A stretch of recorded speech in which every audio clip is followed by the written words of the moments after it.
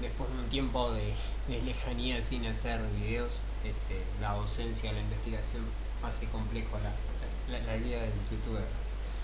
Entonces, eh, por la demanda, por el reclamo y el pedido, acaba un video sobre un artículo que tiene sus complejidades y sus virtudes. O sea, este video que trata sobre un capítulo de Víctor Bulmer Thomas del libro La historia económica de América Latina desde la independencia.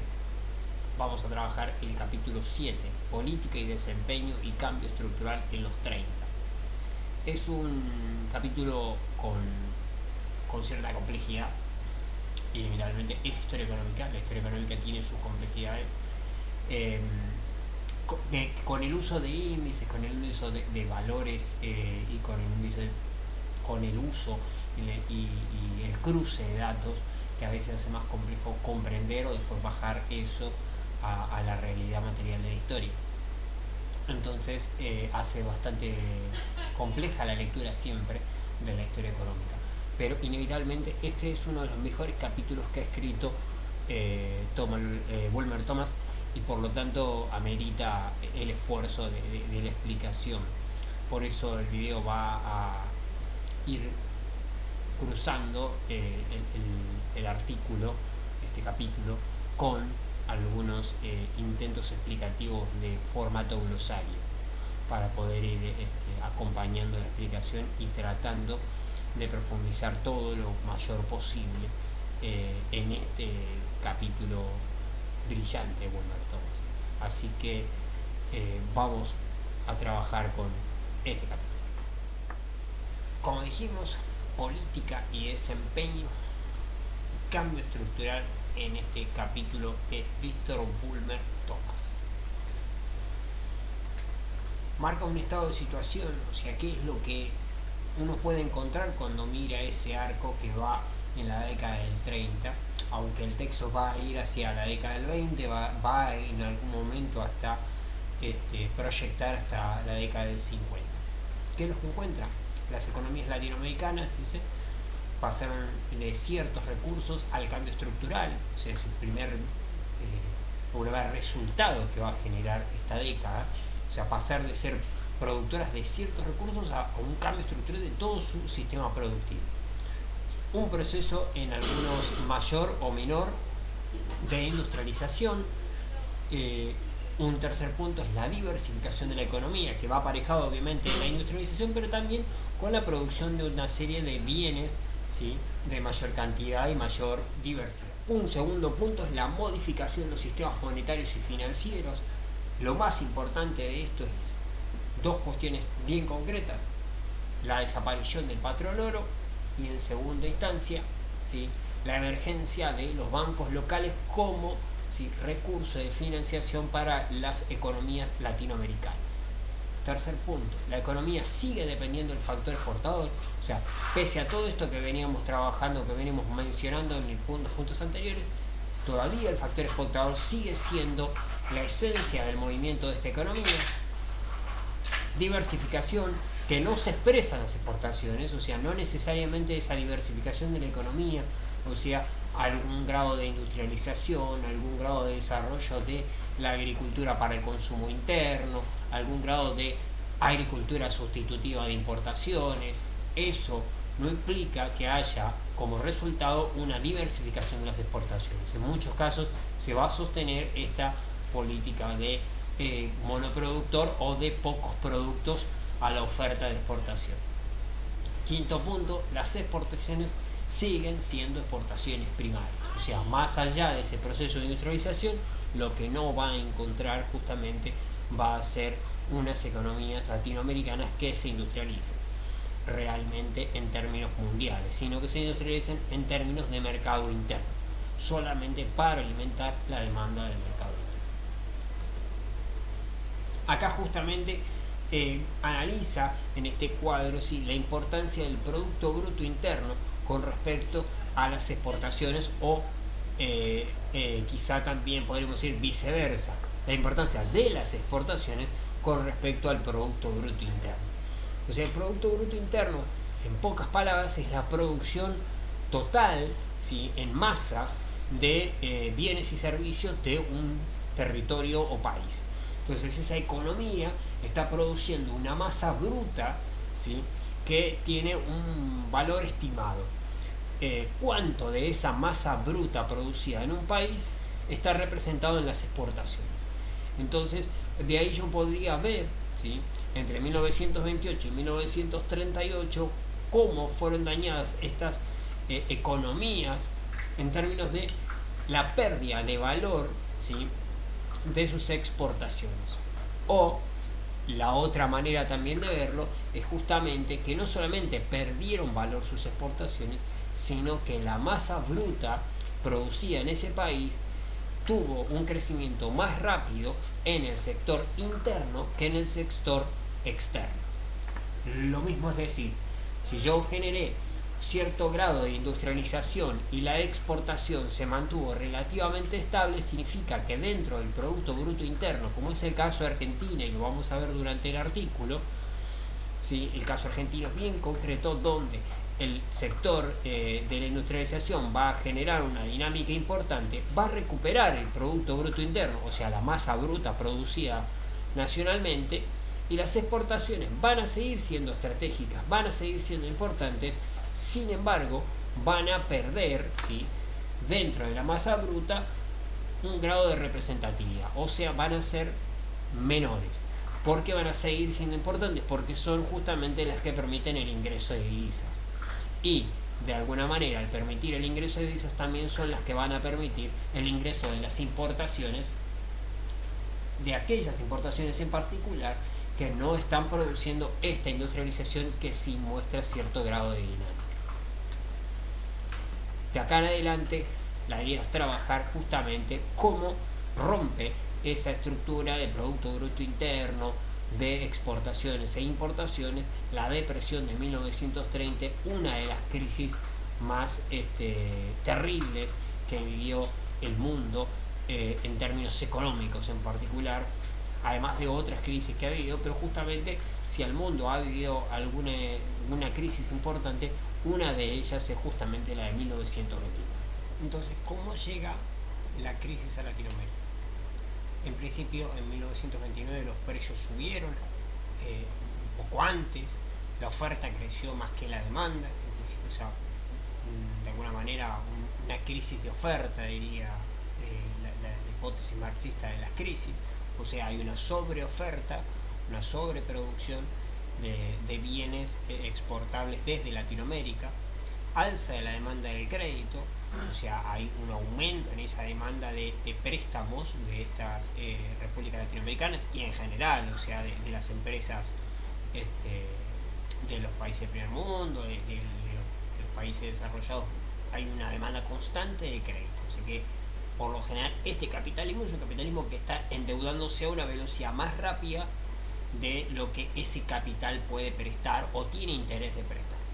Hay un aumento en las tasas de interés, o sea, frente a la gran demanda, la manera no es seguir prestando dinero, sino aumentando la tasa de ganancia en esos préstamos.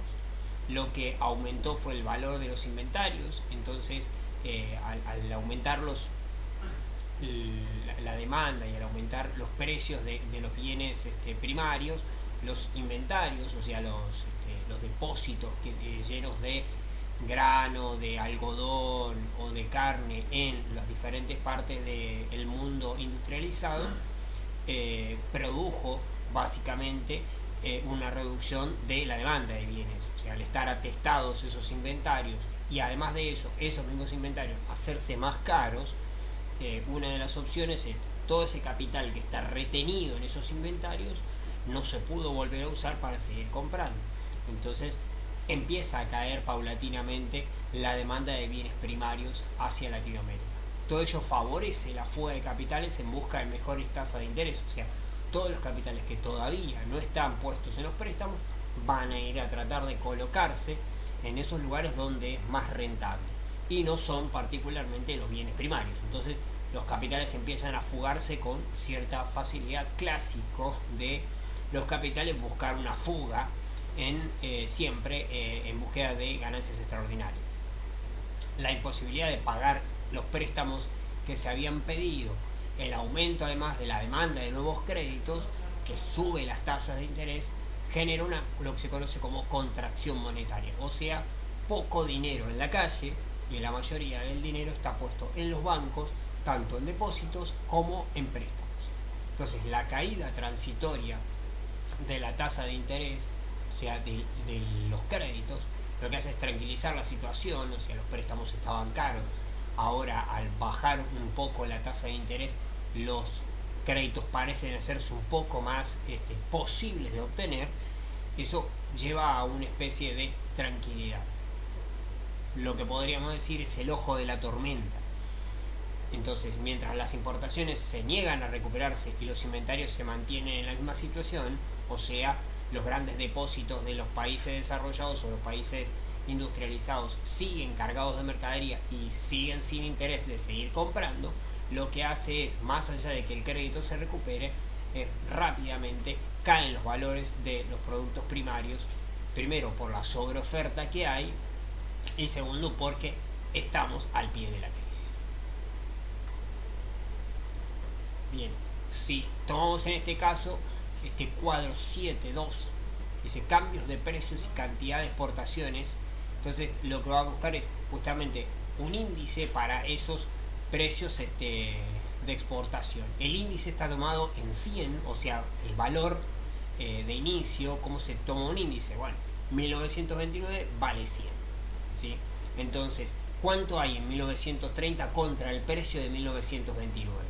Y de esa manera voy estableciendo un índice de valores con respecto al volumen de exportador, o sea, cuánto hay de volumen exportador. De esa manera puedo determinar de algún modo cuánto representa, más allá de los valores, ¿sí?, las exportaciones dentro del Producto Bruto Interno, dentro de la balanza comercial o dentro de esto que es hacia el final los términos netos de intercambio. Bien, hagamos un glosario chiquitito para poder ir continuando la explicación y que no se pierdan en lo que hasta acá hace a conceptos. Vamos a los primeros conceptos. Lo primero es el ejercicio de usar índices. ¿Qué es usar índices? Bien, ¿cómo se establece? Básicamente yo establezco, por ejemplo, un índice de exportaciones. Supongamos, en el año 1 el país X, ¿sí?, exportó 1500 de su producto exportable, ¿sí? Entonces yo a ese año 1 le establezco el índice de 100, o sea, el valor neto de 100. Este es mi punto de inicio y a eso le voy a llamar 100. Entonces, después se aplica una lógica de 3 símbolos. Pero si yo en el año 2 tuve 1700 de exportación, a simple vista diría, bueno, sí, creció. Bueno, pero para un índice es más cómodo trabajar sin los números en bruto, porque a veces los números parecen abultar el resultado y no representan tanto. Entonces, ¿qué se hace? 1500 por 100, que sería el índice de base, dividido 1700, o sea, una tabla de 300. Y eso me establece a mí que en el año 2 el índice es 113,33. Entonces yo voy al año 3 y vemos que las exportaciones alcanzaron 1200. Entonces hago la misma operación de 1500 por el índice de 100 dividido 1200 y eso me da 80. Entonces el índice está por debajo del índice de base con el que partimos. De esa manera yo puedo ir determinando las subidas o las bajadas por debajo del índice que hemos establecido como piso. Esto también se puede establecer también como índice de promedio. Se saca un promedio total del monto completo exportado y se hace un promedio sobre ese monto, sobre los 4 años que tenemos acá, sumamos 1500, 1700, 1200, 1900 y lo dividimos por 4. Establecemos un promedio, una media, y en base a la media sabemos si el año 1 estuvo por encima de la media, el año 2 estuvo por encima o no de la media que se estableció. El otro concepto que quedó dando vuelta en la explicación era Producto Bruto Interno o Producto Interno Bruto, que en realidad sería un sinónimo.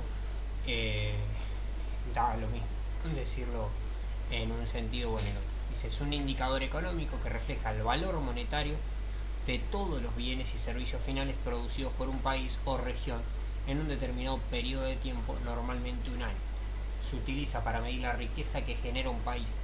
También se conoce como Producto Bruto Interno o Producto Interno Bruto. Se dice que un país crece económicamente cuando la tasa de variación del Producto Bruto Interno o Producto Interno Bruto aumenta, es decir, que ese PBI del año calculado es mayor que el del año anterior. La fórmula utilizada para ver el porcentaje de variación entonces sería tomar el valor del Producto Bruto Interno del año 1, o sea, en realidad sería del año 2, el año 0 sería el punto de referencia, entonces el año de referencia, ¿sí?, va a dividir al año siguiente.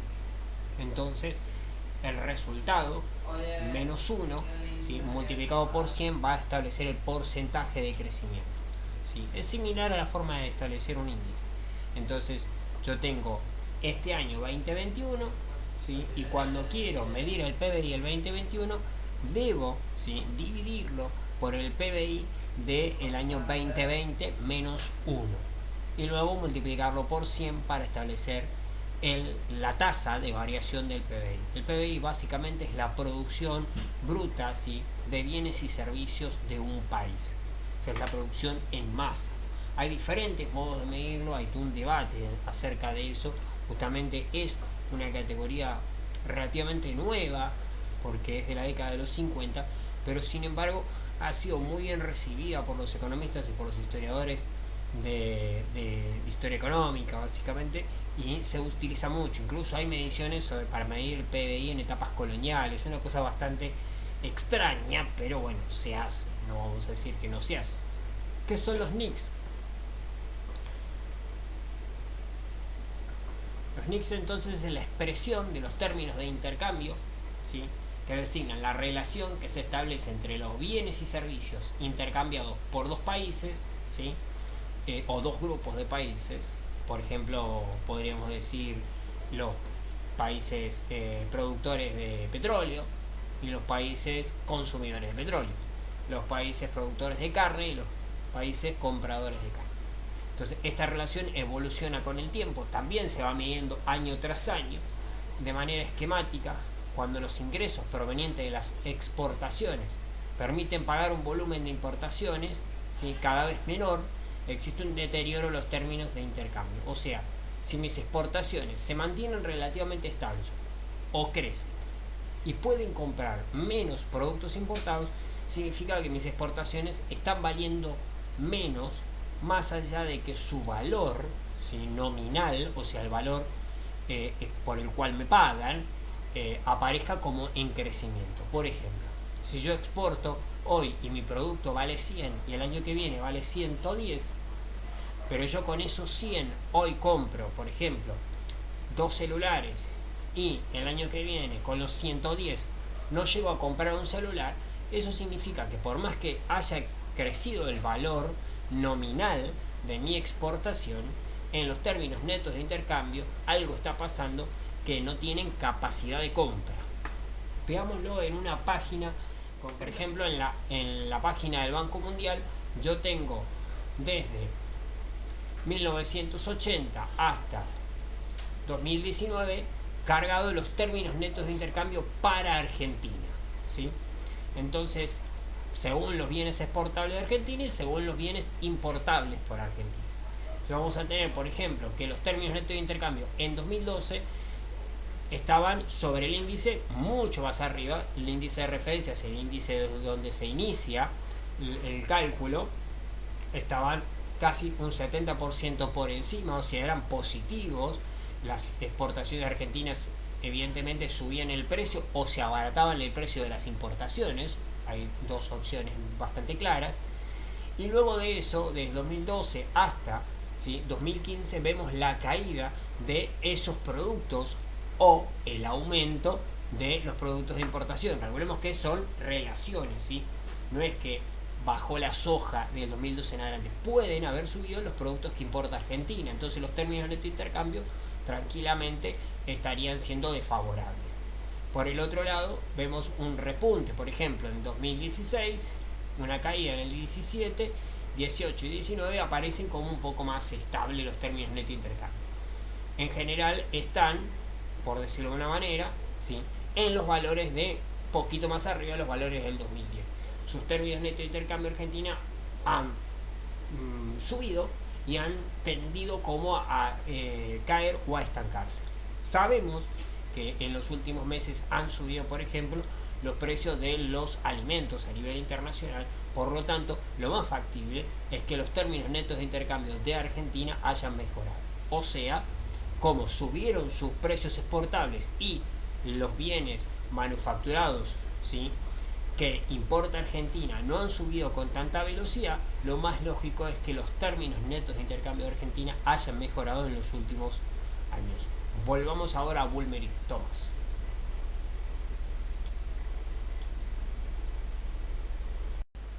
Hecho el glosario, volvamos al texto. Exportar e importar. Primer intertítulo que propone Bulmer Thomas. Bajas en las exportaciones y en los precios de exportaciones. Esto tiene que ver justamente con algo que en un segundo glosario vamos a trabajar, que es la capacidad de compra de las exportaciones. Entonces, no solamente baja el volumen exportado, o sea, el número de exportación de café, de cacao en el Ecuador, de cereales o de carne en la Argentina, de cobre en Chile, sino que además de eso, esos mismos productos bajan sus precios. Entonces, no solamente para tratar de resolver mi problema, ¿sí?, de exportaciones, tengo que tratar de colocar otros productos, ¿sí?, o buscar otros compradores para mis mismos productos, sino que además tengo que buscar cómo hacer para suplir la caída en el precio. O sea, yo vendía 100 y obtenía 100, ahora vendo 100 y obtengo 80. Entonces tengo que lograr seguir vendiendo los 100, que ya no los estoy vendiendo, y además de eso tengo que lograr que alcance otra vez mi recaudación anterior. Entonces tengo dos veces que resolver un problema. Uno, la baja del precio, y otro, la baja de la demanda de mis productos. Entonces, las exportaciones de minerales, por ejemplo, fueron los más dañados en las exportaciones. Eso significa que los primeros dañados en esa coyuntura es Chile y Bolivia, los dos grandes productores de minerales en esa coyuntura. Las importaciones bajaron de precio con menos intensidad, o sea que acá tenemos otra vez los NICs, que reciben los términos netos de intercambio. O sea que bajan las exportaciones, el precio de las exportaciones, pero baja más lento el de las importaciones. Entonces, volvamos de nuevo a la lógica de la balanza comercial. Yo debo resolver mis exportaciones porque hay menos compradores, me compran menos vacas, ¿sí?, pero además de eso mis vacas valen menos. Y en comparación, si bien el precio de las importaciones está cayendo, o sea, los productos que yo compro en el exterior está cayendo su valor, cae más lento que los míos. Entonces tengo otra vez que resolver un problema mayor. O sea, para poder obtener mi índice de 100 que recién trabajábamos, que tenía antes, no solamente debo tratar de buscar más vendedores, sino tratar de lograr más recaudación, ahora sí. Y esa recaudación encima tiene menos capacidad de compra porque justamente las importaciones bajaron, pero más lento que mis exportaciones. Los países con mayor diversificación o con bienes irreemplazables pudieran resistir mejor. O sea, aquí llamamos bienes irreemplazables. Esos que no tienen una opción distinta. Carne, bueno, tengo conejo, cerdo para comer, tengo gallinas, o sea, uno puede reemplazar la carne. Es más difícil reemplazar el cereal, por ejemplo, el trigo. Entonces, algunos de esos objetos hacen que esas economías tengan ciertas opciones de resolverlo. Brasil, por ejemplo, con el café. No es tan fácil reemplazar el café por otra cosa. El té, en los términos del uso, no lo reemplaza por completo. Entonces, a Brasil, si bien le da un golpe en el valor, al ser irreemplazable el café, se hace un poco más complejo, ¿sí? El cacao es reemplazable y a veces se hace más difícil sobrevivir para el caso de Ecuador, pero como sus exportaciones no solamente se reducen al cacao, bueno, más o menos van reacomodándose. Pero los países que mejor resistiendo son justamente Argentina, Brasil, Ecuador, Perú y Centroamérica. El problema es la inalterable tasa de interés de los préstamos. Entonces, vimos cómo suben o bajan las exportaciones, cómo suben o bajan los precios de las exportaciones, cómo suben y bajan las importaciones, cómo suben y bajan los precios de las importaciones. Y el problema es que lo que no baja justamente son los intereses de la deuda externa, o sea, los intereses de los préstamos. Entonces, ¿de dónde saco yo la divisa, o sea, la moneda extranjera que me permite a mí pagar mi deuda externa? Justamente de la balanza comercial entre exportar e importar. Entonces, si las exportaciones están cayendo, los precios de las exportaciones están cayendo, las importaciones, si bien empezaron a bajar de precio, bajan más lento que mis exportaciones. ¿Cómo cobro mis importaciones? ¿Y cómo obtengo un saldo favorable, la diferencia, que me permita pagar los intereses de mi deuda? Bastante complejo. Una deuda que encima no ha bajado, entonces los intereses se mantienen altos en un contexto donde mis ventas, ¿sí?, tienden a ser cada vez más baratas, ¿sí?, y además de eso mis importaciones tienden a ser cada vez más caras comparativamente.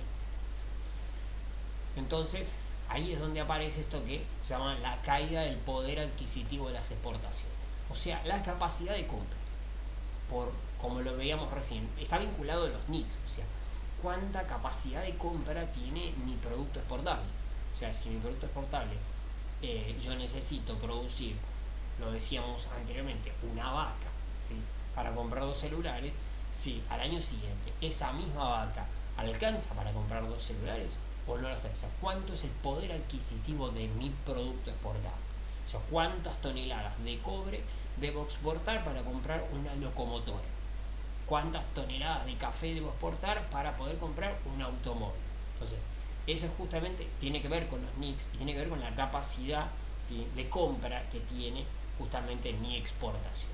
Entonces, esa caída de los términos netos de intercambio, ¿sí?, o sea, la diferencia entre la capacidad de recaudatoria que me permiten mis exportaciones y la capacidad extractiva que tienen las importaciones, en esa diferencia yo lo que voy a encontrar, ¿sí?, es que eso presiona para que reduzcan las importaciones. ¿Cómo resuelvo yo la caída de mis exportaciones y la caída del valor de mis exportaciones frente a unas importaciones que caen pero más lentamente? Tratando de reducir las importaciones al mínimo. Como no puedo vender más, como no consigo mejores clientes, como nadie quiere pagar más caro mi producto, una de las resoluciones es reducir mis importaciones al mínimo, a lo que más puedo. ¿Cómo? Pero no se puede si no tengo esos productos, si no puedo tener locomotoras. Bueno, trataré de reemplazar otros bienes que son los bienes más simples de reemplazar. Los bienes alimenticios, o sea, en vez de comprar mermeladas importadas, las haré de manera nacional. En vez de comprar ropa de Inglaterra, las haré de modo nacional, por producción nacional. Entonces, la mayor parte de las repúblicas latinoamericanas sufrieron cambios de gobierno, salvo Venezuela, ¿sí?, y México, pero todos esos cambios de gobierno, golpes de Estado, en pocas palabras, ¿sí?, esos golpes de Estado van a cambiar rápidamente esa estructura. En el caso argentino es particular, porque ya Irigoyen venía con una política de intervención en la economía y que acá los militares la van a hacer mucho menos popular, pero mucho más intervencionista. Entonces, el corte de las importaciones, o sea, el recorte de importaciones, ya sea por evitar importar, ya sea por poner impuestos a las importaciones y de esa manera obtener capacidad recaudatoria, y con la recaudación y con la reducción de las importaciones tener una balanza comercial más favorable y un déficit fiscal menos abultado, con esa acumulación poder ir pagando los préstamos. El desequilibrio externo, o sea, caída de las ganancias por exportación, estábamos viendo, la pérdida de influjos, o sea, la incidencia, ¿sí?, que va a generar en el capital, o sea, empieza a llegar menos capital extranjero, ya sea por préstamo o por inversión directa. Entonces, o sea, por empresas que vienen a invertir, los ingleses que construyen ferrocarriles en todo el mundo dejan de construir ferrocarriles, dejan de construir subterráneos, entonces no llegan capital extranjero por inversión o por préstamo, y encima de eso caen las ganancias de exportación, o sea, no ingresan divisas. Es el gran desequilibrio externo. El desequilibrio interno, hay una reducción de los ingresos gubernamentales, porque buena parte de los ingresos gubernamentales tienen que ver con los cobros, ¿sí?, a el mercado externo, por ser más fácil de cobrar, porque está en el puerto. Ese déficit, ¿sí?, no se podía financiar exterior por medio de préstamos, entonces tengo un doble problema. Los ingresos gubernamentales, ¿sí?, caen porque no pueden controlar el mercado externo, porque no pueden extraer del mercado externo porque hay poca exportación e importación. Por el otro lado, ¿sí? Si tiene ese déficit de falta de recaudación, podría ir a pedir un préstamo. No lo puede hacer, primero porque los préstamos, dijimos, tienen tasas altas y además de eso no hay una política de propensión a prestar dinero. Y de hecho, incluso es complejo pagar el que se debe, o sea que es mucho más complejo el sistema de créditos. Entonces hay una búsqueda previa a esa crisis que busca el regreso al patrón, o sea, al patrono, ¿no? Entonces, la caída de la balanza comercial, o sea, esto de exportación e importación, se cubre entonces remesando oro, o sea, cuando yo tengo un desfavorable e importé mayor dinero, no mayor producto, sino mayor dinero que el que exporté, lo que hago es cubrirlo con oro. El tema es que con las reservas que yo tengo en oro, y eso empieza poco a poco a reducir el circulante, o sea, el dinero que puede estar circulando en el mercado local. La contracción monetaria, o sea, la falta de dinero en la calle, reduce el crédito, o sea, la posibilidad de que los bancos presten, o sea, ven que sus arcas bancarias empiezan a reducirse porque la mayoría del dinero o está en la calle o se fue, ¿sí?, en busca de pagar o suplir la balanza comercial. Entonces empieza a no haber crédito local. O sea que lo que daña también la otra opción de crédito, no solamente el crédito externo, sino el crédito de los bancos locales. Entonces, mucho más difícil que uno sea propenso a mantener el índice de las importaciones anteriores. Necesito reducir las importaciones porque se están llevando las divisas, el oro, ¿sí?, los recursos que yo tenía por mi cuenta, los ahorros nacionales, ya sea ahorro del Estado como ahorro de los bancos privados. Así esto va a empezar a abaratar las exportaciones. Las exportaciones van a ser más rentables. ¿Qué significa abaratar las exportaciones? Bueno, cae en la capacidad de compra, la inflación, o sea, hay un proceso de, podríamos decir, de recesión. Eso significa que los salarios van a caer paulatinamente. Por lo tanto, se le va a generar un saldo favorable al exportador, por un lado, ¿sí?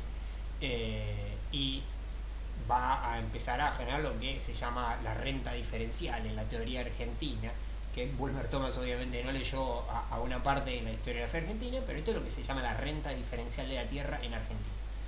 Esa renta diferencial de la tierra empieza a favorecer a los exportadores, o sea, un estancamiento de los salarios en un proceso de relativa recuperación en las exportaciones, obtener divisas contra una moneda devaluada local, le genera una rentabilidad extraordinaria a los exportadores, coyunturalmente.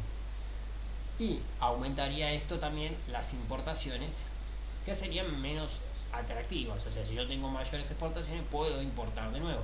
Eso podría llegar. Esa es la teoría del regreso al patrón. Obviamente esto no sucede, ¿sí? O sea, es toda la teoría que ellos calculaban que podía llegar a suceder al volver al patrón oro. O sea, la contracción monetaria generaría una reducción del crédito, ¿sí?, y de las importaciones, y por eso las exportaciones se hacen obviamente más rentables.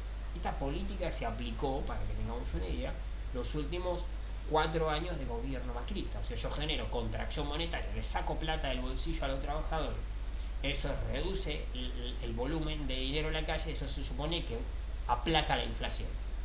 Reduce las importaciones porque las personas no pueden comprar productos importados y les hacen caros. Entonces, de esa manera la balanza comercial se acomoda y los exportadores empiezan a exportar en masa porque empieza a ser mucho más rentable exportar. Bueno, no pasa eventualmente, y este intento que se genera acá con el regreso al patrón oro previo a la crisis del 29 no da ese resultado, da exactamente el resultado contrario. Hace unos años también sucedió el resultado contrario. Entonces, la caída del valor de las exportaciones fue tan alta que no se recupera automáticamente, porque no podría dar un golpe automático, sino que va a ser mucho más paulatino. Por lo tanto, el daño generado es muy difícil de reparar porque la reparación es arduamente lenta, ¿sí? Entonces, no solamente pierdo por el daño generado, sino por la tardía recuperación. Porque cada año que tardo en recuperarme, no solamente pierdo lo anterior, sino que mi recuperación se hace mucho más difícil.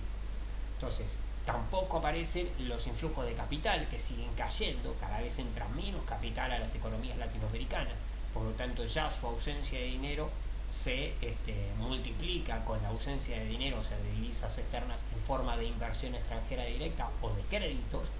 Entonces, en esas coyunturas los estados latinoamericanos siguen sosteniendo el pago de la deuda, por lo tanto siguen transfiriendo capital. Entonces el capital acumulado local se sigue transfiriendo en forma de deuda mientras no entra capital a la misma caja. Eso significa que en un momento determinado yo empiezo a tener grandes problemas de capitalización adentro de esa economía. Otra etapa de la estabilización a corto plazo. Si los países que se mantuvieron firmes en el patrón oro vieron caer drásticamente su reserva, que lo que decíamos, esto que intentó ser una estrategia para resolverlo, terminó empeorando la situación. Entonces en 1929 la mayoría de los países estaba abandonando el patrón oro porque esto no era la solución, ¿sí? Y lo que se aplican es medidas para restringir las importaciones. Si la solución no fue ajustarse al patrón oro, la solución será reducir las importaciones. Volvemos a la historia argentina actual, 2020-2021. Restricción de las importaciones, resuelto el problema del patrón, ¿sí? El patrón de cambio, ¿sí? Y resuelto el problema de la balanza comercial, automáticamente. La fuerte evaluación de 1920-1921 había dejado la experiencia del control monetario, ¿sí? O sea, ya en 1920-1921 hay un activo importante, una crisis muy interesante que es muy poco trabajada por los historiadores y que da como resultado en la mayoría de las economías latinoamericanas y de otras economías también, o sea, las europeas, la aparición del Banco Central, ¿sí? Por lo que ahora era compleja esa elección, o sea, ya no iban en busca de una devaluación, no podían porque los bancos centrales habían salido como instituciones que daban el resultado de evitar esos procesos de devaluaciones desmedidos que se generaron en 1920 y 1921. ¿Qué hacen los bancos centrales? Básicamente son también los emisores de moneda. Entonces, al ser emisor de moneda, una de las formas de financiarse en situaciones de falta de capital es por emisión.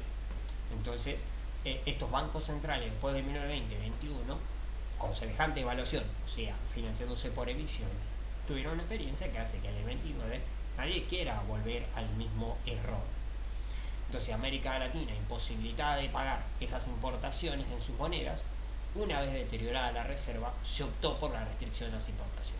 Yo, una vez que veo que mi Banco Central, pagando importación, pagando la deuda, empieza a ver sus arcas cada vez más vacías, tengo dos opciones: o dejo de pagar la deuda o dejo de importar productos. Entonces, la primera búsqueda para no romper con las relaciones internacionales geopolíticas, ¿sí?, es seguir pagando las deudas y tratar de coartar el proceso de importación. Entonces, el déficit se cubre con emisión de moneda, ahora sí, que tiende a contribuir a la reactivación económica local, o sea, al proceso de recesión que se está generando en la economía local, en el mercado interno. Yo lo resuelvo con emisión de moneda nacional, mientras restringo la salida de la divisa al frenar las importaciones.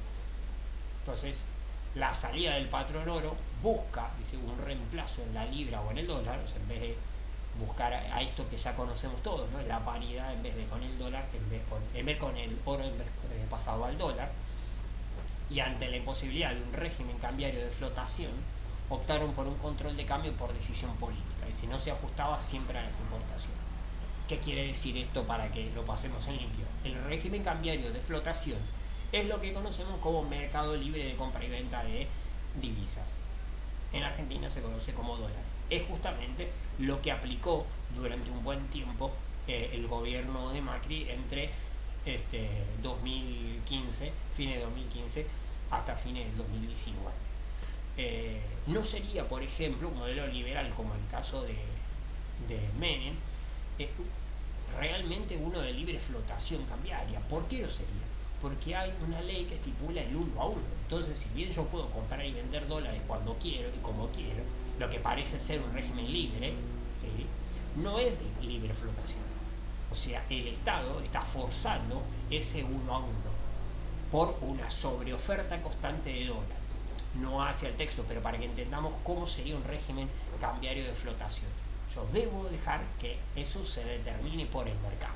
Y eso a veces es bastante caótico. E incluso el macrismo, que logra o busca de alguna manera esa libre flotación entre el 2015 y 2016, tiene que tomar medidas y termina coartando esa libre flotación y buscando un dólar un poco más nivelado, restringido por el Estado.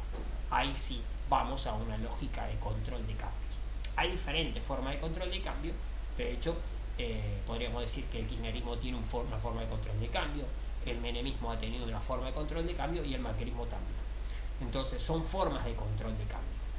De esa manera se va a aplicar de 1929 en adelante en la mayoría de las economías latinoamericanas, porque la libre flotación no le estaba funcionando y le estaba vaciando las arcas. Lo que buscaron es un sistema de control de cambio con cierto grado de flotabilidad, podríamos decir, de cierto grado de libertad, pero que tuviera alguna impronta de decisión política. Esa impronta de decisión política se ajustaba a la capacidad de agenciar, de modificar el flujo de las importaciones, que son las que se estaban comiendo las divisas que determinaban este sistema cambiario.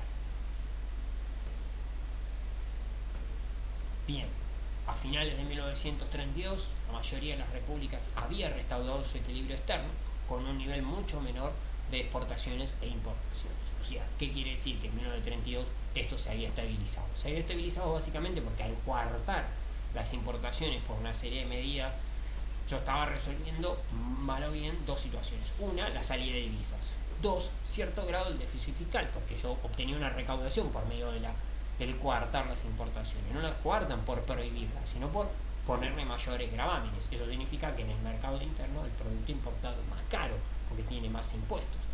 Entonces las personas tienden a comprar menos. Y si lo compran, cubren esos impuestos, aseguran la recaudación fiscal. De ese modo, el Estado obtiene o recaudación fiscal o frena la salida de las divisas.